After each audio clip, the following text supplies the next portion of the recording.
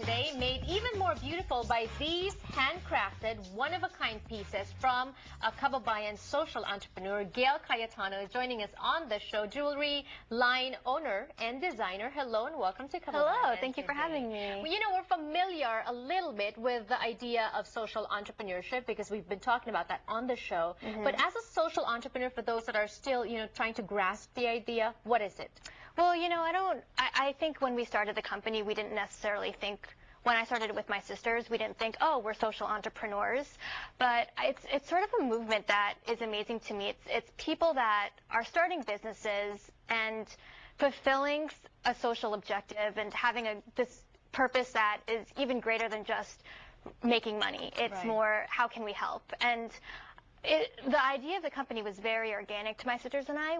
We're first-generation Filipino Americans, and we've always seen our parents and our relatives always, sending Kababayan boxes home to the Philippines or giving money to their family. And it's just such the norm among Filipino families, and it's beautiful. But for us who didn't grow up in the Philippines, we grew up here in the U.S., we thought, what could we do? Our parents donate money.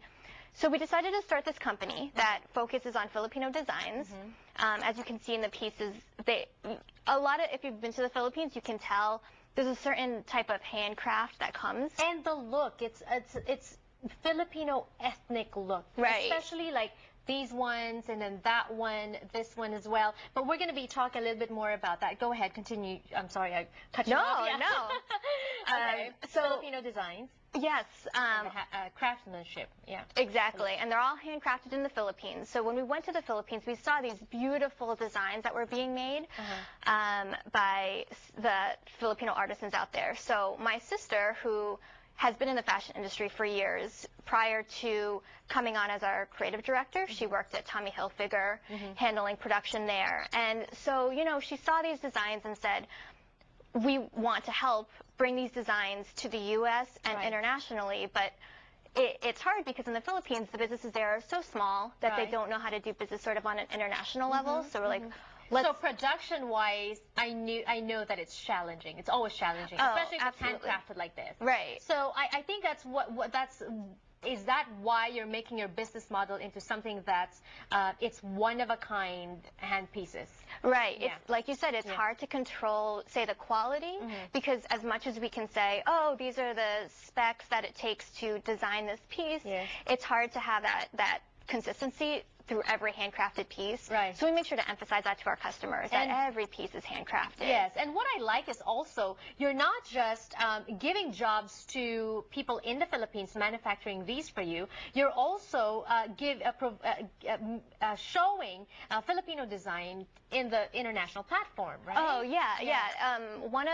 I think somebody I really look up to, there's this fashion icon, his name is Jim Thompson, and he's the one that introduced Thai silk to the world, and it put Thailand on the map. And the ability to take something so special to a country and showcase it to a much bigger audience is amazing. And if we can do that for the Philippines, just showcasing, because we know that there are, I think all of our pieces are very particular to our taste, my sisters and I, especially my sister, who's a creative director. Okay. But you can see these designs can be found other places, very similar designs. So who designs the jewelry pieces?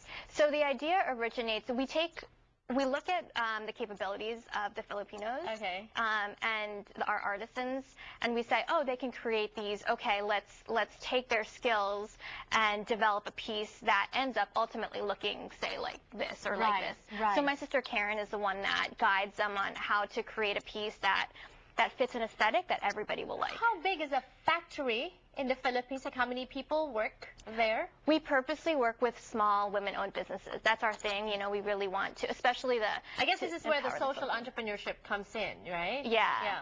And so they're very small businesses, but we actually run training programs out there and teach the women how to do business on an international scale. Right. So do they know that these pieces make it, to different, different jewelry boxes all over the world?